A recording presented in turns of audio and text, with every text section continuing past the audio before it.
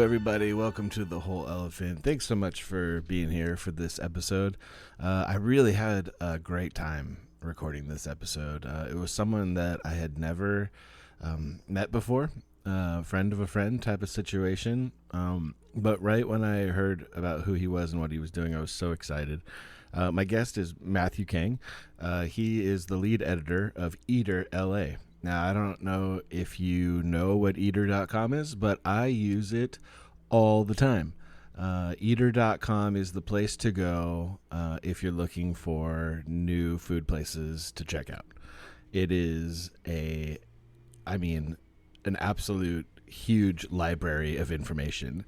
If you are traveling to Nashville and want to know the best vegan Korean food trucks in Nashville, I guarantee they have a top 5 list for you to go find and to check out. Anytime I go to a new city or a city I've been and want to try a new food out and want to find where the best ones are, Eater is my go-to. Matthew is a graduate of University of Southern California. For all you Trojans out there, fight on. And he started his career in commercial banking, and as we'll talk in this podcast, transitioned into the world of food. I loved this chat. There's so many good things about God and what happens when tragedy hits your life, in all sorts of things, with relationships, with loved ones. Where does God go? And I really, really enjoyed the idea of life ending and then new life beginning, and the cycle of that and what that looks like. So I hope you enjoy this episode. Sit back, relax, enjoy the chat. Matthew. Hey, man. Hey. Matthew, we just talked about it, whether it's Matt or Matthew. I went with the formal. Thank you. I went with the formal. That's good. Official Eater, what I'd find on that website, Matthew. Yes, I went exactly. professional this time. Yeah, by the end of this conversation, you might be calling me Matt. It'll be Matt? Fine. Hopefully. That would be okay. Justin, thank you for being here, first of all. I'm so grateful for you to take the time. Justin doing background research on who you are, your vibe, all that stuff. It made me so hungry watching videos, doing all this stuff. I feel like you have one of the coolest jobs ever. Do you feel that on a daily basis? Are you happy today with what you're doing? I am extremely happy. I definitely never envisioned that this would be a career and a job. Yeah. And something that, I would be able to sustain a family and like live a fairly comfortable, prosperous life. Yeah. Eating food, essentially. I think the job is of course much more complicated and has a ton of responsibilities and is extremely stressful. Yeah. At times, but I think at the end of the day, it's definitely like it's a dream, to do, and I feel very blessed that I came into this place. It's not what I studied or intended to do or like had any real hopes of pursuing outside of like as a hobby. Yeah. I never studied journalism or writing. I just enjoyed writing always. And even food, I would say I always loved food, but I didn't know about restaurant culture in the way that I do now. Yeah. And I think that I'm always fascinated by restaurants and hospitality because I think I never get bored of it. I have a lot of my friends who they've now gone into this career and they've gotten out and they're happy. They've lost a lot of weight and they're, the sort of rat race of like being in the LA restaurant industry is now gone. But I'm not bored of it yet. And I've been doing this for over 10 years and I'm so, I hope I can do it for as long as, my company stays in business and continues to, pay me. And as long as I think as there's a demand for the kind of reporting and storytelling that we get to do. Yeah. So tell me that story, because you went to USC and then went into commercial banking. Mm-hmm.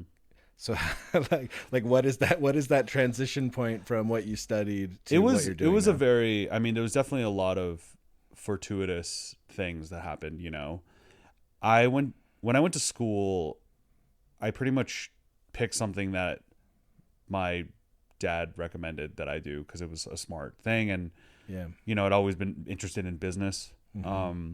But business itself is just inherently boring.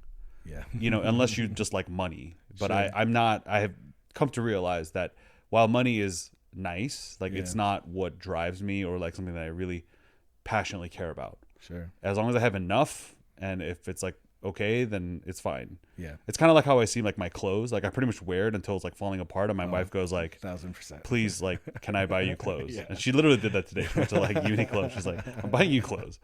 So it's kind of so all this to say, like, I went into commercial banking because I fell into it, and I studied real estate finance at USC, and I generally think college to me was all about like having fun, and like I was part of a campus ministry, and I just like wanted to hang out all the time because I thought like I worked so hard in high school, and I got into USC. I just want to hang out now. Like I don't want to like study hard because like it turned out USC like had a ton of really good students and it was very competitive, and I was like, I don't want to do this. I just want to like coast. Yeah. Was it like a family thing or more of a cultural thing? Probably like a little bit of both, but you know, my dad was a businessman and he was educated, and he just wanted me to do that, and I felt like as an Asian American, like that's like the bare minimum you have to do is get a bachelor's degree in something. Right. But and food wasn't on your radar at this point in life? I mean, I would say throughout college, I became increasingly interested in food and dining because I had a car. Mm-hmm. And the best education I could have gotten at USC was being a 10-minute drive away from Koreatown. Yeah. The fact that I had a car in Independence and to drive up to K-Town and eat whatever I wanted to eat all hours of the night. Yeah. I essentially, as somebody who grew up in LA, actually grew up very close to here. I grew up in Glendale. Mm-hmm. Oh, me too. And like, but like not really knowing LA, you know, like I think when you, sorry, let me just tighten this. Yeah, no, do it. You know, when you grow up in LA, you don't really grow up in LA. Like you didn't like grow up in like Hancock Park or like Brentwood or like, no, totally, like, you know, like I say I grew up in LA, I grew up in Glendale. Yeah, totally. And that's a suburb. What high school did you go to? Glendale High. Oh yeah, nice. And so anyways, all this to say, I go to USC, I study business. I'm like, this is cool. I got a job right out of school, and I was a credit analyst at a private bank in Beverly Hills. Yeah. Next thing I know, I have to wear a suit and tie every day. I'm 22 years old. You know, I have like pimples on my face.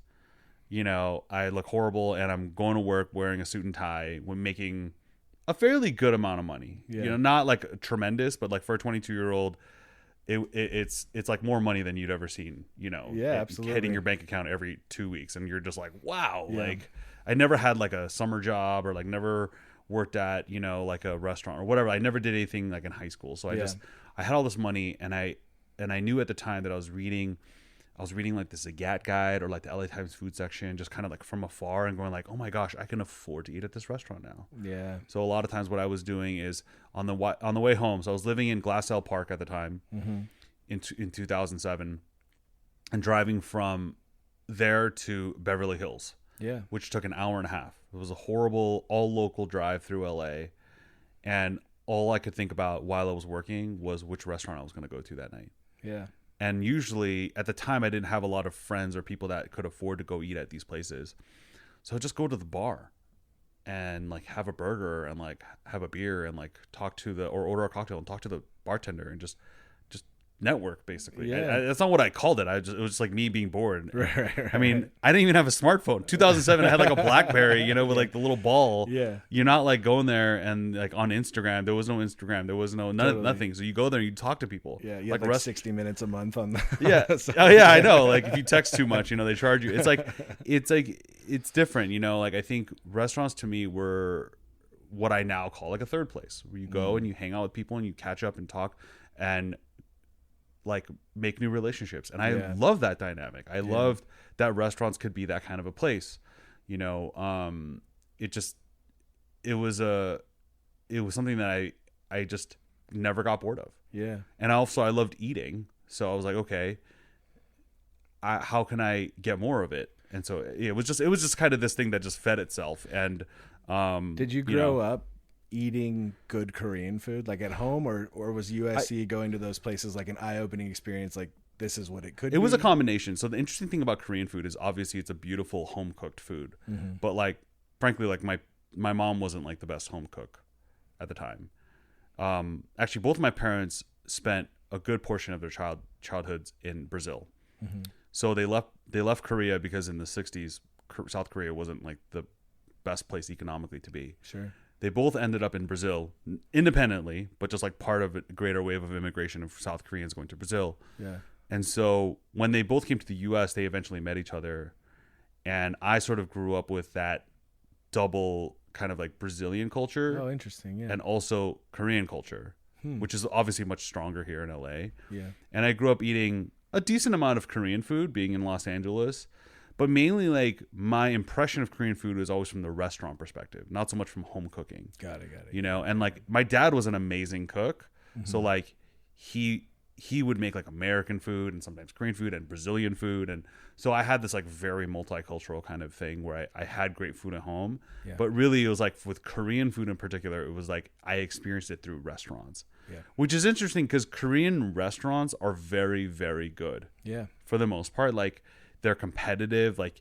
You're like in LA's Koreatown, there's not a lot of like bad Korean restaurants. If there are, they close like pretty quickly. Sure. Yeah. So I think like I sort of realized that there was so much good Korean food and that I could always discover new places. So Korean barbecue is my favorite Uh-huh.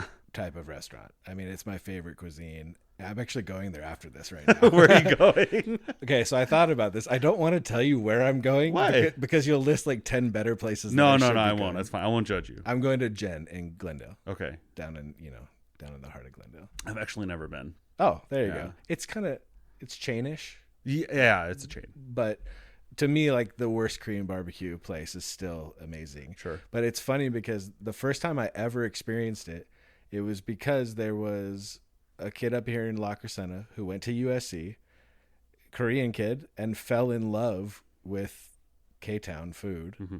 And we were going to hire him to be on our worship leading staff. Mm-hmm. And we had to go meet with him. And he's like, let's go to this restaurant. Mm-hmm. And he took us down some back alley in Koreatown to this Korean barbecue place. I don't remember the name of it, but it was incredible. And it's the first time I had experienced Korean barbecue before.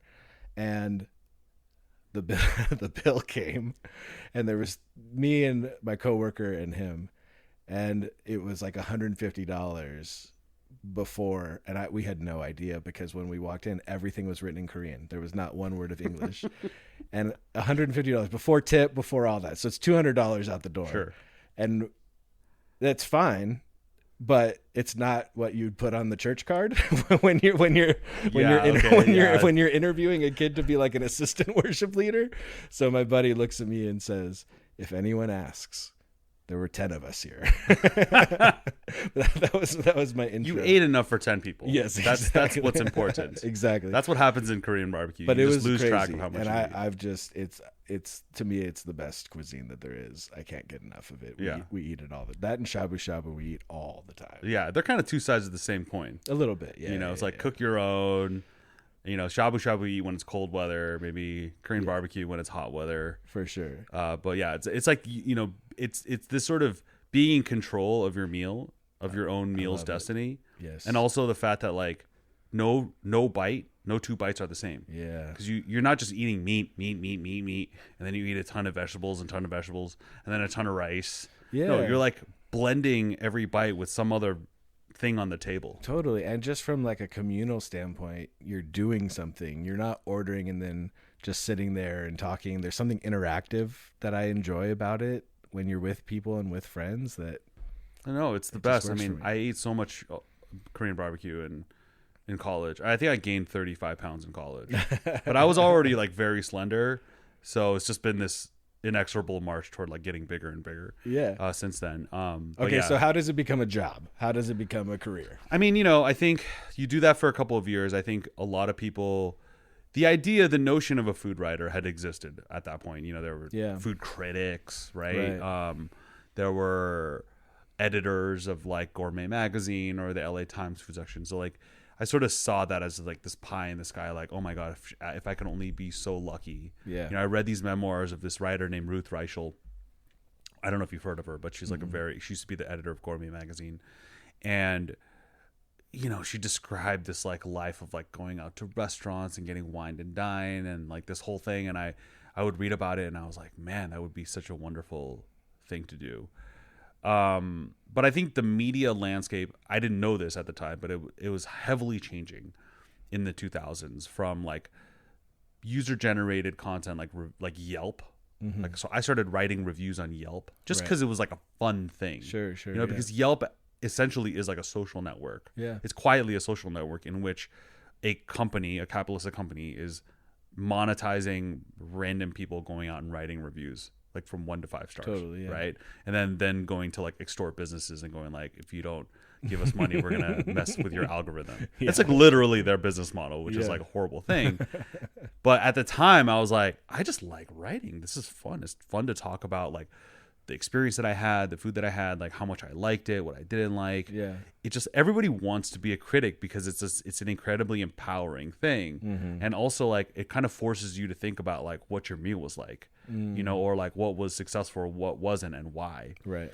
And so I started doing that, and then I started a blog, which interestingly enough was like a sort of personal diary blog about spirituality. The initial name of the blog was called Offal Spirituality because I just like the word offal, and it's fun because it's like weird, like intestines and stuff. Yeah. But like, so it's just kind of like this sort of like dirty side or something about it that I was trying to blend. And then later on, at the time I was part of the youth group, and the youth pastor's wife saw that I was really into food and cooking, and the movie Ratatouille had just come out. So then she started calling me, "Oh, you're Matatouille," you know? I'm like, "Oh, that's a great nickname." So that became like my alter ego, like, you know, all my Instagram handles and Twitter and everything is like Matatouille. Uh-huh. I was wondering about that. Yeah. So that's where that came from. And anyways, all of this to say that I think it became a career when I started writing on my blog very prolifically, like going out to restaurants, kind of learning the sort of what it means to be a journalist, to go out, to talk to people, interview, and then getting a sort of shot where like this editor emailed me of Angelino magazine. He was actually the critic at the time, Brad Johnson. He emails me cold and said, "Hey, I really like your writing. Do you want to write something for us?" And that was wild to me because I thought like I don't even know how you get an in with that, you know, like how do you like start writing? And it turns out there is nothing you need to get an in writing. Yeah. You just have to write. Just write. Yeah. And if people read you, and if you're good at writing something compelling, then you'll eventually start getting gigs. Right. So I wrote one thing for Angelino, but then I started writing more often for this little known restaurant website called Eater. That I sort of like likened to TMZ because it was just absurd. It was like a very like food writing to me can be very like hoity-toity, like very precious, literary almost, right? I mean, if you've heard of like MFK Fisher or like Richard Olney, like these, or even Anthony Bourdain. Like before Anthony Bourdain was the TV guy, he was actually an author, right? And his writing is astounding. It's beautiful, and Kitchen Confidential is still like an amazing book to read, and so. I looked at all that, and then I saw Eater, and I was like, this is a joke because it's hilarious. Like it was like immediate. I mean, Eater would post 10 things a day, and some of them were like a blurb. But like as somebody who's like sitting in an office at the time, I was still at my banking job. Yeah, I would just update that website every day. Do you remember like in the blogging days, there were just certain websites you just update them 50 times a day. Totally, because you just wanted to see when the next article will come out. Yeah, well, I mean, like early 2000s, I didn't go to USC, but USC football was close to my heart, and USC football had an incredible blog that I was constantly refreshing every day because they had the best content. If you were, I went to USC from 03 to 07. Yeah. We went to the BCS bowl games every year. Like, I lived in it. Like, I had football. It's the glory days roommates. Right, you know, those are the worst roommates, by the way. The football team guys, like the guys on the football team, who are like 8 stringers, you know. But yeah, I mean, you get it because like those websites are just like, oh my gosh, I want to know every little thing. Yeah, like, totally. So it was sort of like that with Eater, and I started writing for it and getting paid $25 an article, which I was like, I don't even care. I just like that my byline's on here. Yeah. And then that eventually grew to like my editor going like, hey, like you're really good at this. Like you want to be a part-time staffer and get paid a monthly salary and all that stuff. And I was like, yeah, sure. Like, of course. Yeah. Was there initially any like family disappointment that you were worried about in all of that? Or was there... It didn't really Were they happen on that board? cleanly. Like what happened is I had actually gone through like, so in '09 I'd gone through like a really terrible, like, and very tempestuous like relationship in which I ended up getting engaged and breaking off the engagement, and I ended up quitting my job at the bank. And '09 was a terrible time to be in banking and finance, right? Yeah. It was the recession. I really had no will to continue doing my job. Yeah. And I didn't see a future in it. So I pretty much quit, and my parents were like, "What are you doing? Like, you're leaving this amazing career and it's stable." And yeah, there was definitely a lot of disappointment there. I ended up traveling and like cashing out on my retirement and like doing like very financially stupid things.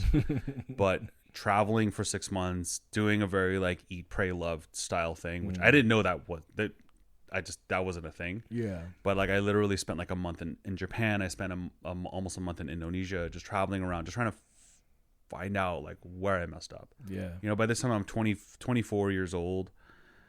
I gave up one career. I know I like food. I've gotten some bylines. I know I'm interested in this, but is that viable for me? You know? Right, and right. what I ended up doing was there was this ice cream shop that I really enjoyed at the time and that I was a fan of.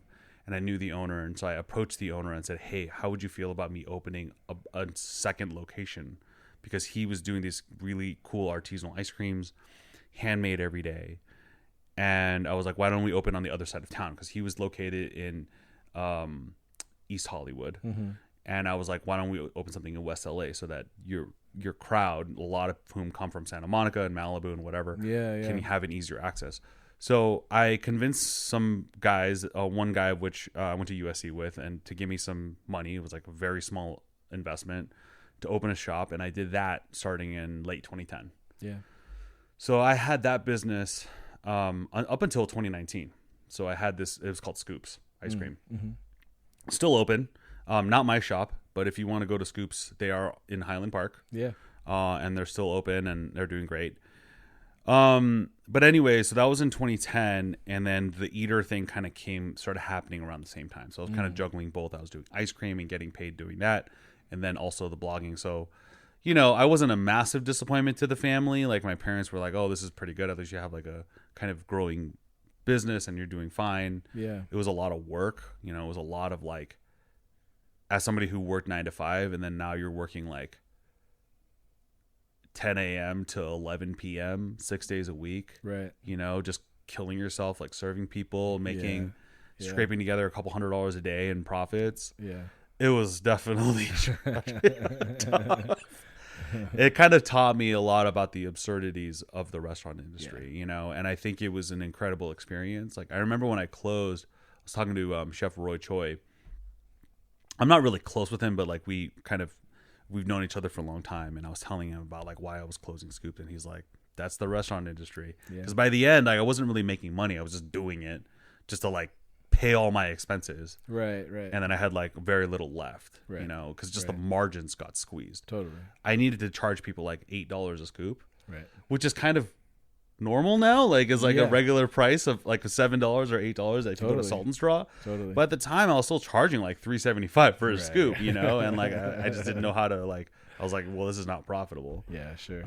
So yeah, I closed that in 2019. But yeah, basically like going back, starting in 2014 is when I got the call, the offer to do Eater full time. Yeah. You know, and I was like thrilled. I was like, yes, I will do it. And they were like, well, you have a business, so just don't ever write about your business. You keep that on the side. Right. You know, and I was Right. like, yeah, of course. I don't. That's Yeah. fine. Is that the advice that you would still give today? Take the $25 and get your name out there. Like that's the way it goes. I mean, it's kind of, so I didn't really get it, explain the whole change in media, right? I mean, you know, you had Yelp, you had blogs. So Yeah. print media was basically dying, and like the sort of consolidation that print media had on the food industry was diffusing into blogging and then eventually what it is today, which is essentially social media owns the roost. Like, Yeah. I'm even like feeling like my job as a writer, somebody who puts words, is becoming a diminishing art. 1000%. Like it's just something that's really sad because Yeah.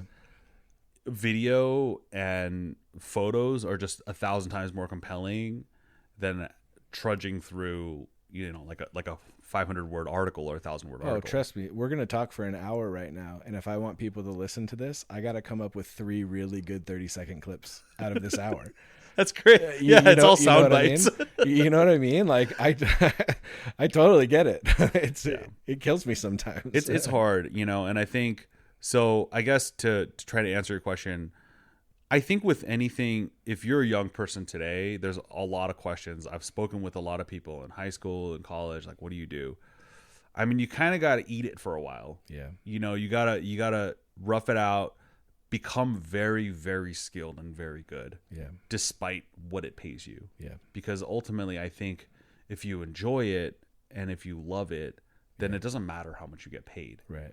And I think the opportunities will come, because what I learned is that you can work significantly harder than other people at it, and you'll just be whatever you have and whatever you provide, whether it's making content or art or whatever it is, like that quality will eventually show. Yeah. So, I mean, I think that's what happened with me, is that I don't want to say it got obsessed, but it was something that I always wanted to do, always wanted to go to restaurants, to the detriment of my finances and my health. Sure. I was always like, I'm just not the person that's going to sit there and be like, well, I guess I'm having lean cuisines tonight. Yeah. It just wouldn't happen. Like, I just would love to go out, even if I was just going to go to a restaurant and get one bite and then go home. Like, it was just a thing that I was always chasing. So we've thrown around a lot of terms: critic, blogger, writer. What do you consider yourself? And what are the differences between those different things in the food industry? Yeah, so I think if you're in food media, there are a lot of hats, and you wear a lot of them. Like I've been a host, right, of a YouTube show. You could be a podcaster. You could be a critic. I think a critic is something in the food world that is very specific. That like a man named Craig Claiborne for the New York Times kind of defined, right? You go to a place anonymously, nobody knows who you are. Like, you pay for all the bills yourself, and then you write a review with stars, like, and it's like this very like hush hush. I mean, it's all covered in Ratatouille, right? You can kind of see that dynamic. And that's definitely not what I am. I'm not a critic. I'm not anonymous. I don't go to restaurants like expecting to like go and then write some prose about what my experience was like.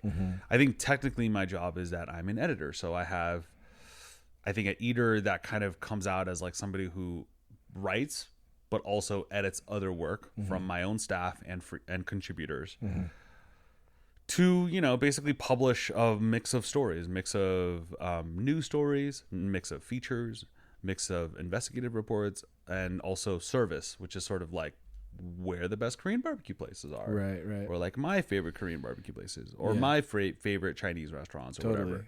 That's called like service journalism. So I'm really expected to do all of those things, because I think people come to Eater at the end of the day, they kind of trust us as an authority to be like, hey, you guys know the food scene, so what do you recommend? What if you write about a restaurant, why are you writing about it? Why do you think I should care? Right.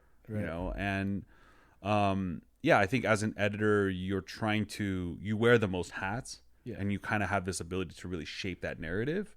I think if you're like a freelancer or a contributor or a reporter, then you kind of have like a smaller purview. You're just like writing these things. And then if you're like a critic, then you're just like writing these like reviews, Yeah. One of the reasons I was so excited to have you on is because, and I'm not just saying this because you're here, anytime I go to a city, I'm on Eater going, give me the list. You know what I mean? Exactly. And there's so many, you can literally go, give me the list of the best, like I'm going to Vegas in a couple of weeks, and I'm like, what are the best restaurants that have opened in 2024? Eater's got a list for me. You know what I mean? And it feels different than Yelp, which can be somebody felt that the waiter looked at them rudely, so they're going to write a 1 star. It feels like I'm getting a different list than the star rating on other websites. Yeah, I mean, I think people do trust us to a certain extent. They don't have to, but I hope that like through sort of the wholeness of my career and my work, that people do trust me. And I think that sort of authenticity and also the authority and integrity is really important. Yeah. Like on Sunday night and last night, one of my contributors and I, we went to 12 taco places. Yeah. We spent a collective like 7 hours driving all around Los Angeles, eating tacos. The first time we went to eight tacos, and last time we went to 3. Yeah. And we were gonna go to 4, but the last place closed. So we were like, all right, I think that's good. You know? Yikes. And so, but that's like, now we're gonna write an article about where to get tacos al pastor in Los Angeles. Right. And it's like, I don't think anyone has done the work that we have. Right. You No, know, for sure. and so hopefully For you sure. can trust our opinion on it. It doesn't it doesn't have to be aligned with yours. Yeah. But hopefully like that's just, it's coming from a place of authority and like experience, you know, and if you look at those lists, like hopefully they're helpful. Yeah. Yeah, I mean that's the goal, is just to be useful so that when you have more information about where to go. Sure. What kind of pressure do you get from restaurants or from restaurant groups? Either one, you haven't come check out our place yet. 2, you gave us a bad review. Like, is there pressure from? There's an immense amount of pressure. I mean, there's so I even it's funny. I was listening to the one with Timothy, and like he doesn't do that, but like if he did, like I haven't been to Chain, for example, Sure. and it definitely hurts me that I haven't been there yet. Sure. And he always like emails me or texts me like, hey, you should come out, blah blah blah, and Yeah. so he's very nice about it. Yeah. But like other chefs are not so they're not so generous. Yeah. And a lot of operators, they get upset that I haven't been there. Mm-hmm. And a lot of them I say, well, first of all, I'm just one man. Yeah. So just like go talk to other people. Yeah. There's other editors, other people in media. But number 2, it's like I also have limited resources. I don't have an expense account that allows me to eat everywhere I want all the time. It's a very modest, very small expense account. Right. You know, that my company gives us. Right. And number 3, like I'm a family man. I have a son and like, a wife and a life, and you know, like I also I live in Torrance, so I don't, you know, it's not easy for me to get to your restaurant in Yorba Linda. Sure. I literally have had people in like Yorba Linda or Riverside or like out in the what I call very far away from where I live to come try their pizzeria, and I'm like, okay, I'm sure you have amazing pizza. Yeah. But if I find myself out in Yorba Linda, I would love to have your pizza. But it's tough because, it's just logistically tough, Yeah, you know? for sure. And so For it is hard. I do feel a lot of burden and stress. And that also means that I often have to forego wanting to go to like my favorite restaurants and having to go to new places. Sure. Because one thing that like a lot of people in media complain about to each other, but most people will never appreciate, is that you end up eating a lot of pretty bad food. Not all food is good. In fact, a lot of it is pretty bad. And it's hard because I'm not out there to like tear places down. These are places that I just don't end up writing about. Right. But we have to eat a lot of it because we have to check it out, or we go and we determine, well, this was not one of the good ones. Yeah.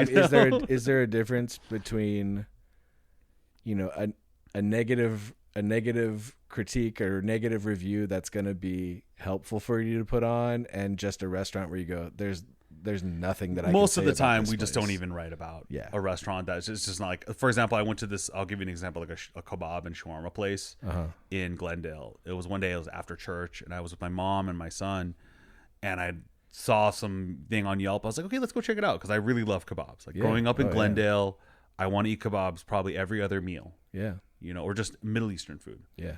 In Torrance, great Japanese food, great other food, Yeah. not good Middle Eastern food. Yeah. You know, so whenever I'm up here, my church is up here in La Crescenta, every Sunday I'm like, all right, where are we going today? You know, and we went to this place, and I was like, so bad. Like it just was not. It was expensive.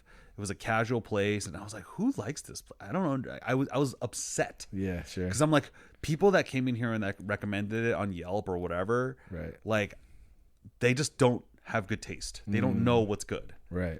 And it was annoying to me, but it was also good to experience it. Yeah. And now I've had that, and I think that's a lot of what being a discerning food person is you just have to eat a lot of bad food, and then you eat a lot of good stuff, and you go like, okay, I think I kind of know what I like. Yeah. When you're hitting up a new spot, what is your process? What are you looking for?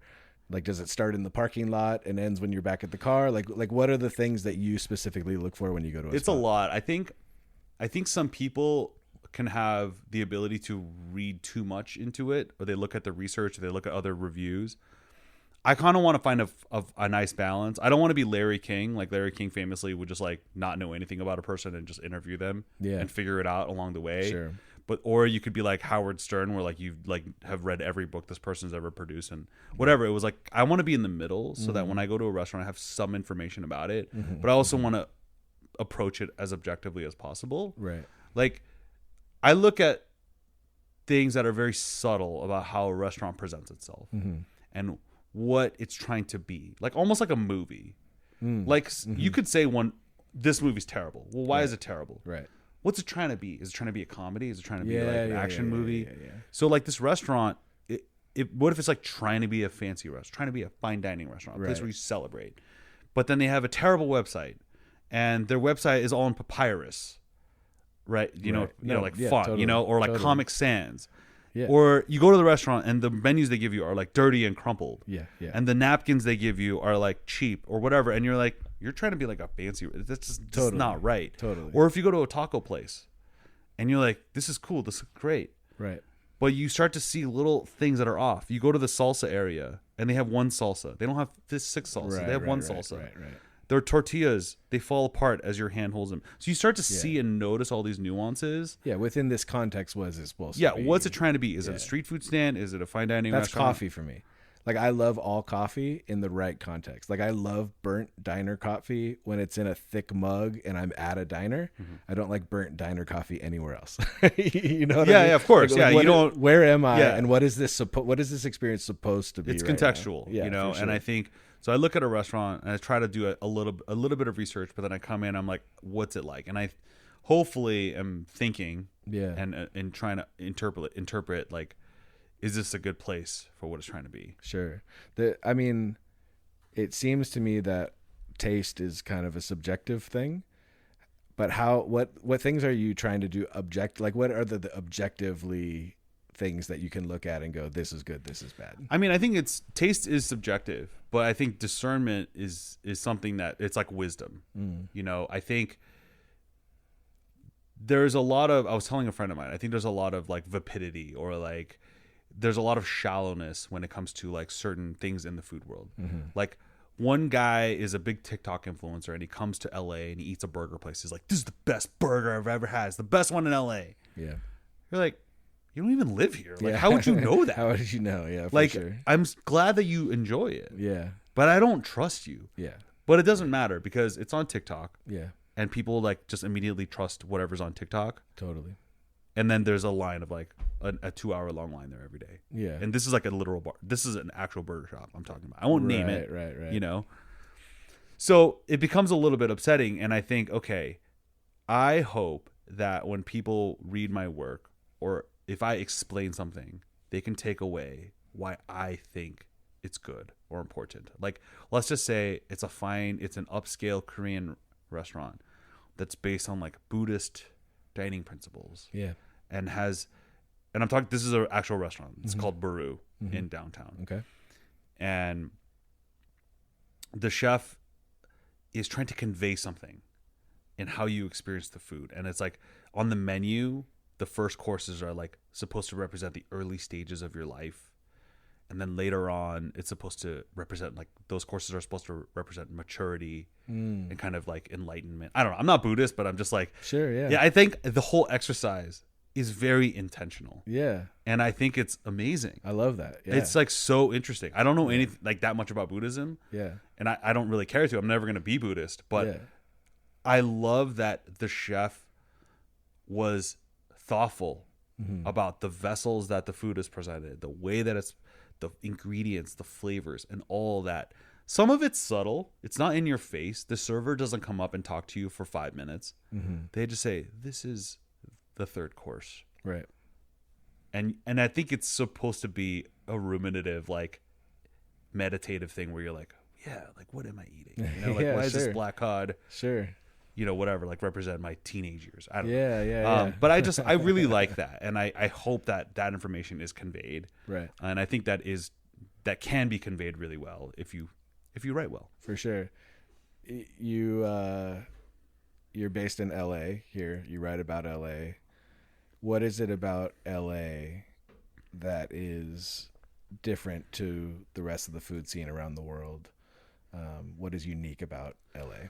Oh man, I could talk about this for a long time. I love LA. I mean, I grew up here. I never lived anywhere else. Yeah. But I've traveled a lot. Mm-hmm. And I've been to some cities in the US like over 25, 30 times. Like Yeah. Chicago, Vegas actually, and a couple other places. But like I think what I love about LA is that it's very multicultural. It's Yeah. very expansive. And there's almost like no end. If you have a certain interest, like if a certain cuisine or a certain style of food, Yeah. you can find so many iterations of that. Yeah. That you'll just never get bored. Yeah. I mean, that's kind of like Jonathan Gold probably wouldn't have made his career if he lived in like Uganda, Right. or like Delhi or like Bangkok. Not to Sure. denigrate any of those cities, but Yeah. LA is the crossroads, the cultural crossroads of the world, Yeah. as much as New York or Chicago or any other like very large U.S. city. Right.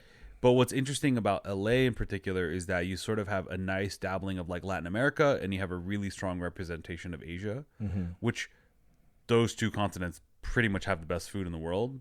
You could fight me on it. I don't think Europe has the best food. Sorry. Like France and Italy, really, really cool. You know, and I don't need to make this like this continental like fight of Sure, like what the best sure. food is. But I think Asian food and Latin American food, which is, you know, where that meets in LA, Yeah. those two cuisines and all the different cultures in it are like really, really good. And it's the food I want to eat all the time. Yeah. You know, I want to eat really good French food like every 6 months. Yeah. I want to eat really good Thai food like every week. Right. Right. You know, and I want to eat really good Mexican food probably every other day. Right. And so what I think what's great about LA, and I always talk about it, is that a lot of the best versions of the food here are just made for the community. Sure. You know, Korean food, I mean, no offense, again, just now I'm going to give my judgment on again, is a restaurant that is meant to be a chain. It's meant to have broad appeal. Yes.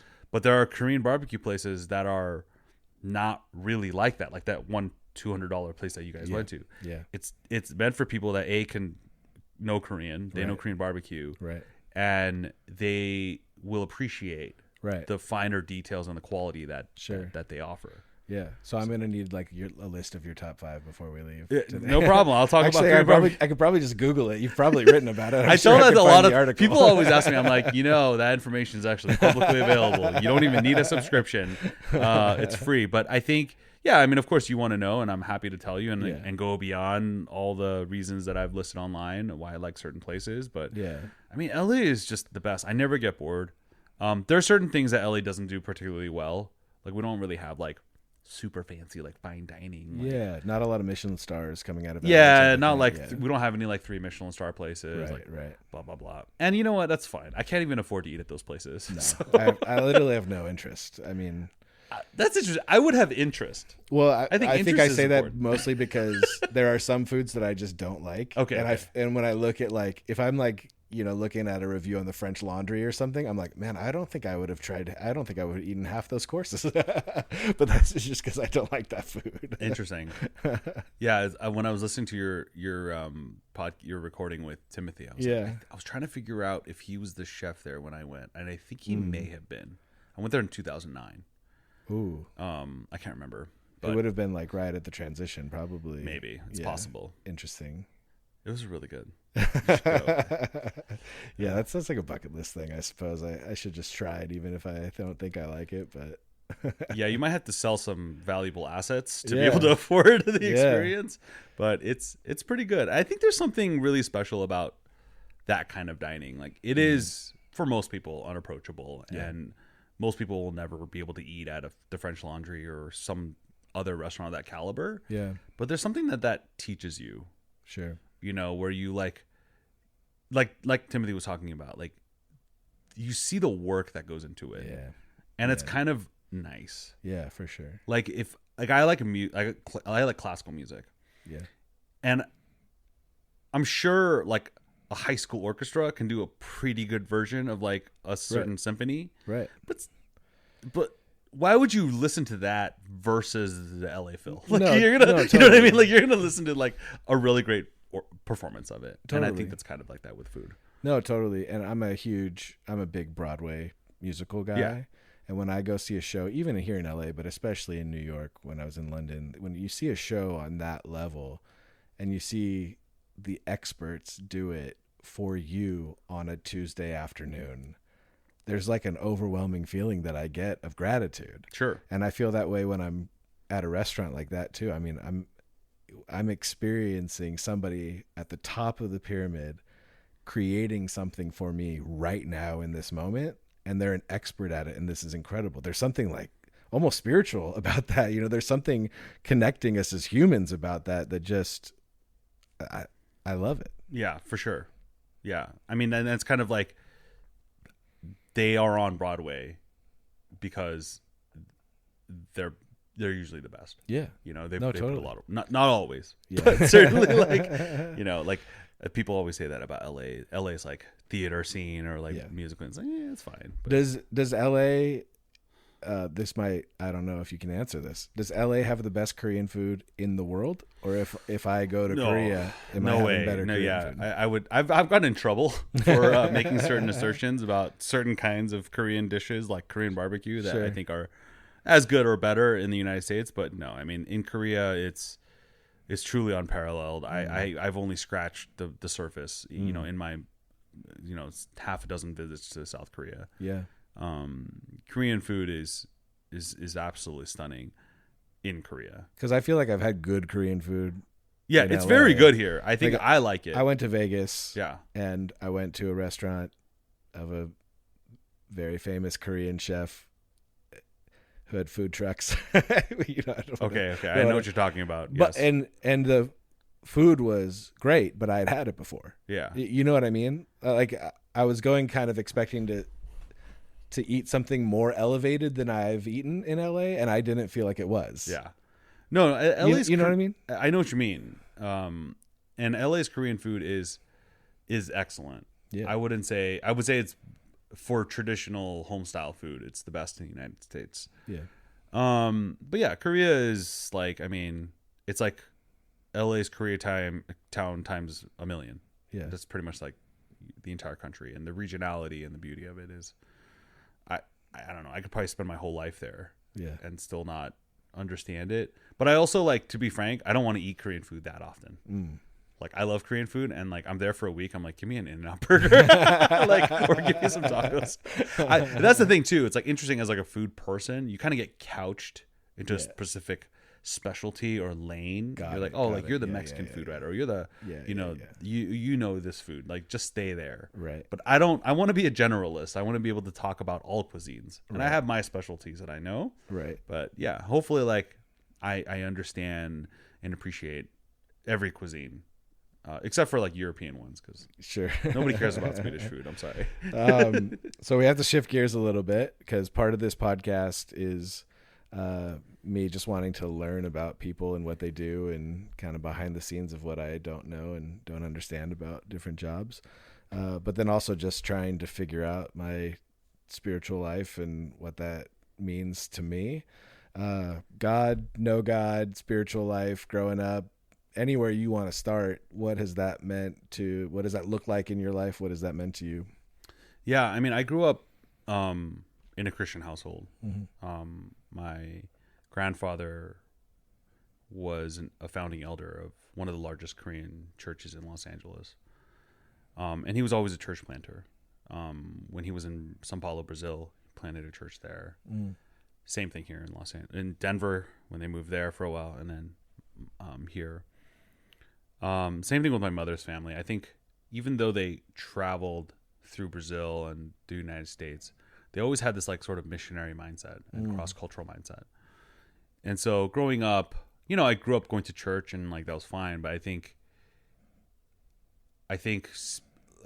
my relationship with God kind of crystallized when I was fairly young, you know, like 10 years old, where I felt like there is an incredible comfort in knowing like why I'm here, you know, and what purpose I have, or like what, you know, what this all means. Yeah. And I think from an early age, I was always very curious about like apologetics, or curious about philosophy.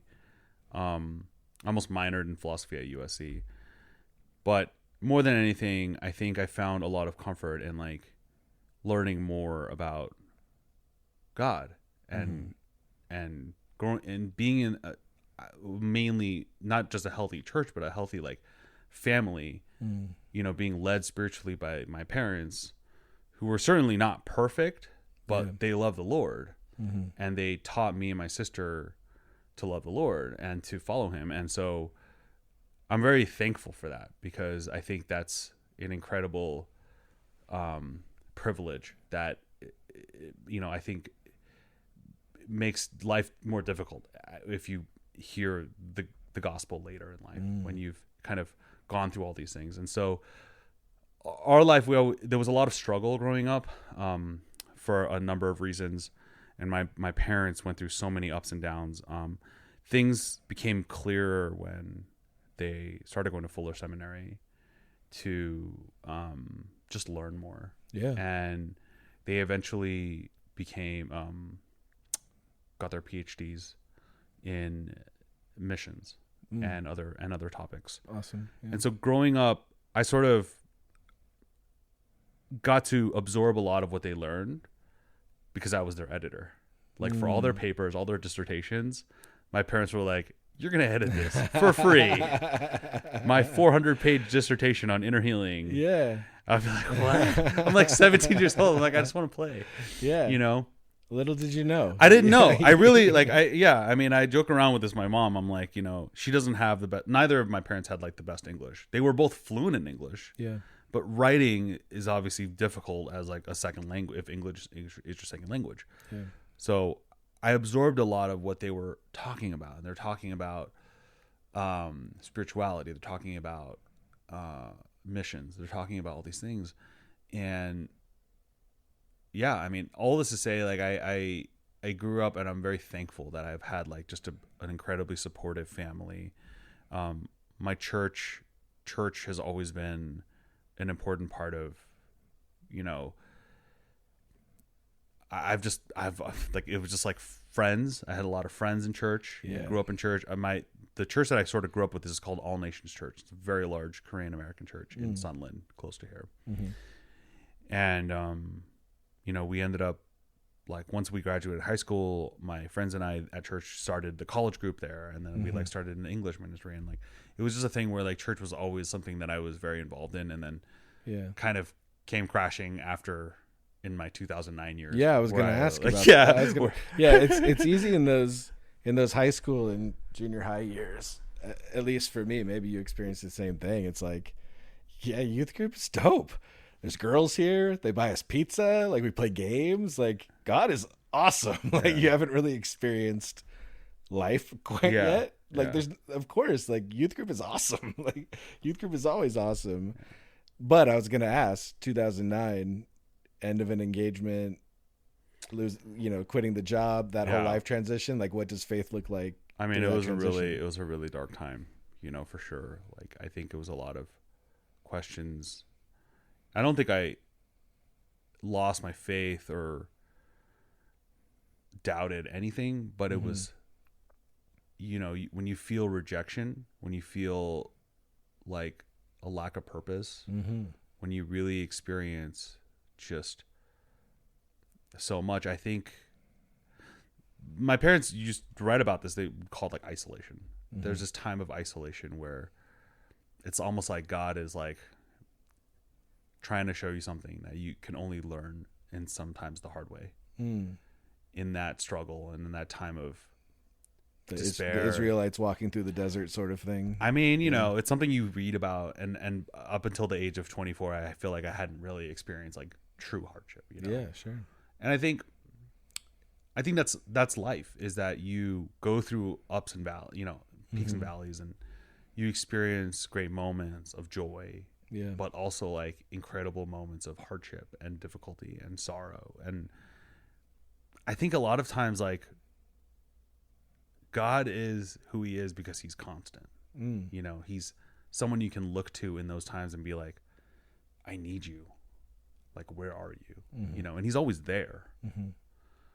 And I think that's been something that's helped me and helped ground me. Yeah. You know, in the years since then. And Yeah, I mean, even recently, like tomorrow's my father's would have been my father's birthday. You know, he passed away 3 years ago from COVID, and I think since then it's been, in some ways, the most difficult years of my life. I mean, my son was born, I got married 7 years ago. I mean, overall things were good. Yeah, and then my dad died suddenly. Wow. You know, we had a great relationship. We were very close, and then like becoming a father became this like super emotional thing for me, you know, like seeing my son, and I'm like, oh my gosh, like I was a first son. My mom always tells me that like I was everything to my dad and he did everything for me. He never even had friends. Like he just like lived to like be with me and spend time with me up until I was in my mid 30s. I would just feel like, go away, I'm married now, like don't follow me. And he would like be like, okay, we're here in Mexico City with you and Rochelle. Like, let's hang out. And I'll just be like, oh my gosh, you know. And now, like, out of nowhere, you know, for no reason, his life gets taken away. Yeah. You know, you don't get to say goodbye. Like, he's just gone. You know, and I think a lot about it. And I'm like, I think I'm like in a place where I feel spiritually very down right now. Yeah. You know, overall, the last 3 years have felt quiet, you know, in that way. So I don't know. Like, I mean, I think there's a lot of good things, you know, my church is really supportive and has been growing, and I'm very involved there. Like I lead worship at my church actually. Yeah. But like even personally, it's been a difficult, like it's been a trial to try to like feel and like want to like grow in the Lord. Sure. So yeah, it's been interesting. I've thought about this, like as I was driving here, I was like, where am I right now? Yeah. You know, and it's definitely not easy. You know, I think there's something that you lose when like a spiritual figure like your father like passes away, you know. Yeah. And it's been an interesting time, but it's also joyful. I mean, I have my son, he's almost 2, you know, and he's just been like, it's crazy. Like I didn't know if we were gonna have kids. We always wanted to. We were married for a long time without having kids, and people were always like, what are you doing? And I'm like, just enjoying life. Living life. You know, going to restaurants, you know, like this is great. And then, you know, and then you have a child, and then like it just teaches you so much. Like it's so beautiful. Like it's so hard to not sound tacky, but like I just don't care. Like I love my son so much. Like I look at him and I want to do everything for him, you know? Yeah. And I don't know, like it's, being a parent has been an amazing opportunity to feel connected to my dad. 1,000%. Yeah. So I was obviously nervous. Sorry about that. I was nervous about being a dad when I became a dad, but there was like this underlying feeling that I had that like, I think I know how to be a good dad because I have a great one. You know what I mean? Absolutely. Like, do you feel that? Yeah, no, I feel like in a way, you know, because he never got to meet Enzo, you know, and so I feel like I'm thinking about him, especially in the times where I'm like, this is hard. Yeah. I don't want to do this. Like I'm tired. I'm exhausted. I'm like annoyed. Yeah. But then I think like, it's almost like Star Wars, like one of those, like, you know, he's just like watching over me and he's just like, I'm here. Yeah. You know? And it's not to, that's not what's actually, I don't think actually happening, but more in my head, like my dad was the kind of incredible father that broke so many molds for like a Korean American. Mm-hmm. You know, he went to school and he learned and he was humble and he knew he wasn't perfect and he was so vulnerable with me. Yeah. Like he sacrificed for me in a way that like I can only appreciate now. Yeah. But at the time I was like, why do you want to do all this? Yeah. You know, and at the end of the day, like I think he was ultimately motivated by like wanting to teach me and wanting to live in a godly way because he had experienced something unique from his father. Like my grandfather was a great man, right? But he was not an emotional man. Like he wasn't available. You know, he was a very stoic. Just because I don't think he knew how to express himself. And so my father would always tell me, he's like, I'm like this because your grandfather was not like this. Sure. And I was like, Sounds like Sure. you're kind of dissing him like a little bit. Well, I think from parents we either learn about what we want to be or what we don't want to be. Totally. All the time. Yeah, and I can see that now. Like I can see that that's such a strong motivator, and like I appreciate that my father thought about that, and he was like, I'm not going to repeat what I experienced. Yeah. And I want to be better than that. Yeah. And I see that and I'm like, all right, I don't think I could be better than you. Yeah. Like that's if my dad was around, I'd be like, I don't think I'm doing better than you right now. Yeah, for sure. And I'm trying. And so anyways, I think it is a beautiful thing, and I've like really appreciated this chapter, like where I am, like thinking about my son, thinking about my dad, thinking about like parenthood. Yeah. And it's really cool. It's really amazing. Yeah. I mean, I think one of my favorite things about living in LA, and specifically growing up in Glendale, my parents still live in a house right by Brand Park, is I have so many, whether it's Korean or especially Armenian friends whose parents made those sacrifices and now they're thriving. Like the American dream thing that they came over for. Like our generation are the kids that are like living that now. Yeah. And they're so grateful for that sacrifice. You know what I mean? So the fact that you get to like continue that legacy and like continue that legacy through your son is like, it's such a cool thing to me. Yeah, no, I mean, I think like, I think about this a lot. I have to talk about this. I talk about this with my wife. Her family's Filipino.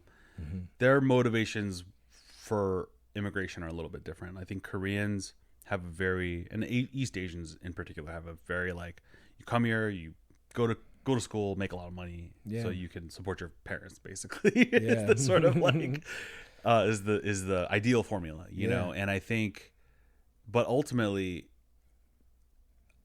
that's so hollow. Like that's not what I appreciate. Is that my parents they came here with their parents, they worked hard so that me and my sister and Enzo could follow Jesus. Like I think, and that could have happened anywhere, but it happened here. And I'm thankful for that. I'm thankful that that was their goal. Like my dad never told me that I needed to be rich to support him, like seriously. Or like that's what would be ultimately successful. In fact, my parents, as essentially like lifelong missionaries, like they gave up any hope of like wealth or success. And they gave the last 25 years of their life and career to serving people. And ministering around the world. Like they use their gifts and like their connections. And I see that as like very inspirational, because I'm like, that sounds cool. I don't know, maybe I'll do that one day, but I do see that as like something that they did pursue. My dad did pursue that until the end. My mom still does that, and is to kind of my annoyance, because I'm like, Mom, you need to be a grandma right now. You need to like watch my son, not go on like 3-month-long mission trips, please. But it is still it's interesting to see that play out. Just going back real quick to 2009, if you think about like how you saw God pre all that stuff happening and where you came out on the other end, was there differences? Did you look at your faith, look at God, look at what you believed any differently before and after that, or did you circle back around to where you were? Oh, I mean, I think in all of that time of isolation and the time of difficulty and time of struggle, like it was encouraging to know that I had a certain faith and a certain thing that I could kind of stand on. Foundation. A certain belief. That even if it was like things were crazy or like hard to believe. And I think God always showed his faithfulness. Like, despite any of my skill or like my awesomeness, it's quite the opposite. Like I had no idea that this ice cream business was going to do well. And I actually met my wife, even though I'd gone through a really bad breakup, about a year after a year and a half after, my wife walked into that store and visited the shop as a customer. Yeah. And we became friends. Yeah. And now, and then years later we got married. Yeah. And then her scheme of getting free ice cream forever was cemented, and my scheme of having a partner in the business was cemented. No, I mean, more than anything, like it was like, you know, kind of God answered that part of like my life, like having a partner, and also the career that I had, you know, like getting into restaurants and all that stuff was completely by some sort of God's work, because it's not something that like I'm particularly excellent in. I'm not like a world-class writer. Like I've never won an award. I don't have anything on my shelf to show that I'm awesome in any way. Sure. But like I feel very blessed that like I go out to eat, I go to restaurants, I get to like enjoy something that is truly like a leisure activity and share that with my friends and my family and do something that's like really beautiful. Like it's great. And yeah, God has always been really faithful. And even with my father passing away, like just what I've learned from my son, and like just now being a father, like I think God's talking to me constantly and saying Totally. like let me show you. Yeah. So it's been really cool. Yeah. 2, you said 2 years old? He's almost 2. Yeah. Almost 2. Yeah, So my daughter's 10, and you're in for a lot, obviously, but I think one of the cool things is just, I mean, you're going to see your dad popping up all over in him as he grows up and develops a personality and has likes and dislikes. And I've noticed that in my daughter and my parents totally. Yeah. And man, his legacy is just going to like keep living on through him. It's going to be awesome. Yeah, no, I mean, it's very exciting. And yeah, my mom started saying, she would be like, he laughs like your dad. And I was like, what are you talking about? That's crazy. But yeah, you definitely see that. I mean, I would love to. And we also want to have another child someday, hopefully soon. Yeah, no, I'm one and done. Yeah, yeah. It was about after the first year, my wife and I looked at each other and we were like, I think we're good. Yeah, I mean, if I had a daughter, I think I might be one and done. But like now that I have a son, I'm like, I need a daughter. I'm just gonna keep trying. Okay, so no, I mean, if we have another son, that would be fine. But I definitely hope and pray that like God would give us a daughter, because I think one boy is probably more than enough for most families. I don't know how Timothy did it with 4 kids. Dude, in a short amount of time. It's wild. Yeah, and Coco was like, oh, I want to have a 5th. I'm like, oh my gosh. Saint. She is a saint. Dude, thank you so much for doing this. Yeah, thank you. I so appreciate it. I feel like I can call you Matt now if I wanted to. You can call me Matt. That's fine. I'll stick with Matthew. You can call me Matt. That's fine. For the professionalism. But I just appreciate you coming and doing this, man. Yeah. How can people follow what you're doing? How can they find your articles? How can they social medias, all that stuff? Yeah. So I primarily write it on Eater LA, which is a website. We also on Instagram and Twitter and all that stuff. Mm-hmm. My personal Instagram is called Matatui. Mm-hmm. And I should probably post more about food, but I just post pictures of like Enzo and my family. Yeah, absolutely. You know, I have a lot of followers, but like I don't use that like in any useful way. Like, you know, having all these followers, it doesn't matter. And I always wonder, I'm like, who wants to follow like my family? It's not, you know, I built it up like by posting pictures of food and doing all this food thing, but yeah. All right, let's end with one recommendation, one LA restaurant recommendation, any cuisine, any style, just a place that you're really excited about right now. I'm going to give you my favorite restaurant that opened in the last 12 months. Yeah. It's a place called, I think it's pronounced Leopardo. It's like leopard, but with an O. Oh, got it. And it's sort of an interesting restaurant where it's a very casual restaurant, but the food is like very serious and like very composed and very polished. But like when you go there, all the utensils are like in a coffee can, and like the plates are in a stack. You're supposed to like kind of like distribute it yourself. but like you could easily spend $200 a person there. And the chef is this kind of very controversial guy who's very intense and very serious and has won a lot of acclaim in the past. But he just like, it's kind of like his like, I want to have just a restaurant that I want to eat at. Yeah. And so they have pizza and they have oysters and kind of like very everyday things, but it's all done extremely, extremely, extremely well. Yeah.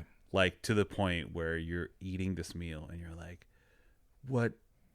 I have no idea that this thing could be so delicious. Like a piece of raw fish or like an elk tartare, right, you know, which is like, what am I, like a mountain man now? I'm eating elk. Or like the pizzas are like these very light, airy, like cheese encrusted things with very simple looking toppings, and you take a bite of it and you're like, that might be the best thing I've ever had in my life. All right. So it's a very cool restaurant in that, like, at a service level, it's fine. Yeah. And it's very casual, but if you really dig deep and really think about what's happening there, it's really delicious. Awesome. There it is. Number one recommendation. It's my current top recommendation. Perfect. Thank you so much for doing this, man. I appreciate you. Thank you.